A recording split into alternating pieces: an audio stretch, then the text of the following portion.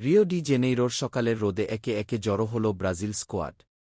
Alisson হাসতে হাসতে বলল, বন্ধুরা, এটাই হতে পারে আমাদের জীবনের সবচেয়ে বড় টুর্নামেন্ট। ভিনিসিউস জুনিয়র সবার মাঝে প্রাণবন্ত এনার্জি ছড়িয়ে দিল।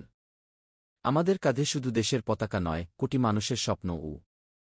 একপাশে বসেছিলেন নেইমার। অভিজ্ঞ চোখে তিনি তরুণদের দিকে তাকিয়ে বললেন, তোমরা আমার স্বপ্নের ধারাবাহিকতা। আমি হয়তো শেষবার বিশ্বকাপে যাচ্ছি, কিন্তু তোমরাই ব্রাজিলের আগামীকাল গে। এনরিক আর এস্তেভাও, দুই তরুণ প্রতিভা, উজ্জ্বল চোখে শপথ করল, আমরা মাঠে নামব আগুন হয়ে। সেলেসাওর নাম উজ্জ্বল করব। কোচ আনচেলত্তি শান্ত ভঙ্গিতে এগিয়ে এসে বললেন, অভিজ্ঞতা তোমাদের পথ দেখাবে, আর তারুণ্য তোমাদের জিতিয়ে দেবে। মাঠে একসাথে খেললে তোমাদের থামানোর মতো দল পৃথিবীতে নেই গি।